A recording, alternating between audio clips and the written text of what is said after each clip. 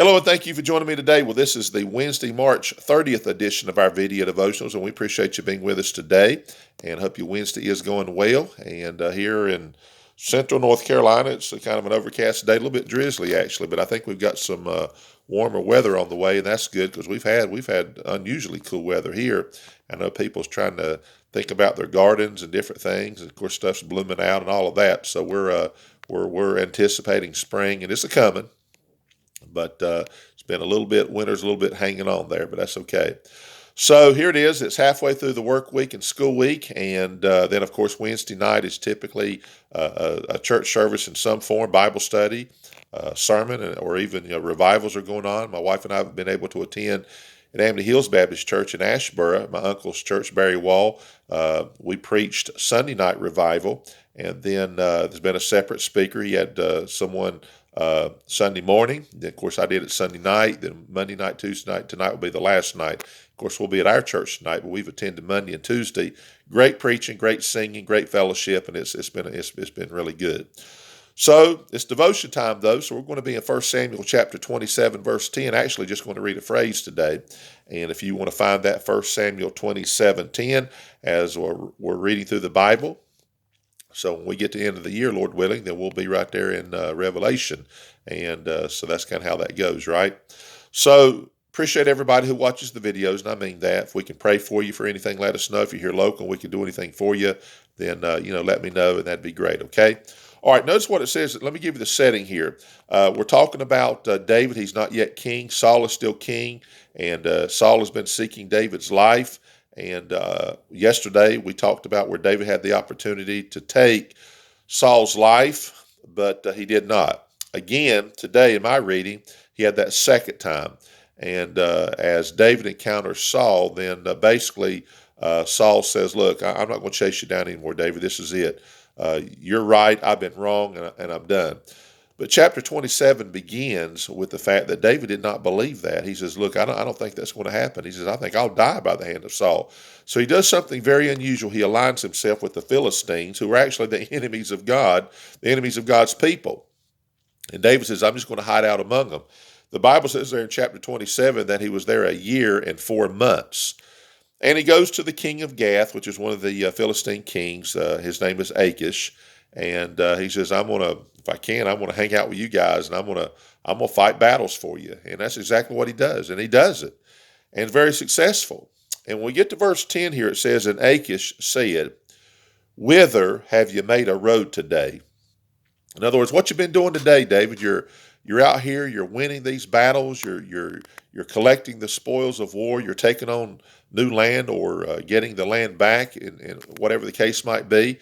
And here, of course, he mentions the fact, whither have you made a road today? Imagine in the process of going from place to place, battle to battle, that you're making these roads. You're making places to travel, and you're making it where people that have wagons and supplies can go back and forth, and all that, all the goods and things that can travel from place to place. David, in the process, is making roads. And we understand that in that aspect, just like our country, or any country, but our country was founded by people who literally took off on horseback and foot and made trails and cut down trees and made bridges here and there. And eventually those became simple roads. And in some cases they've become interstate highways. You could go back and probably look at history and look at one point where it was just a wagon trail from place to place and all of that. So here's what I want to talk about today very quickly. For you and I, though, our life, we're making roads for people, good roads or bad roads. Our influence is going to lead somebody one day to follow the life that we've lived. And in most cases, that's going to be the people that know you best. More than likely, it's your family. So think about if you're a dad, you're a mom, and the life that you live. Your kids are going to see that. Now, they've got their choices to make. But imagine if all they had was a bad choice in terms of your influence. In other words, let's say you didn't attend church. They knew that you didn't have a walk with God. There was just never any discussion about it. They never saw you pick up a Bible. They never seen or thought of you in any type of mode of prayer.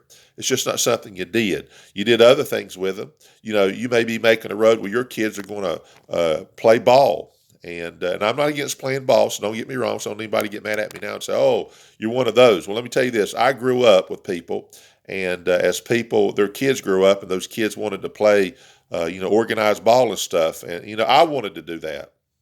But let me say this: some people didn't miss church for anything, including practice or ball games. You understand what I'm saying?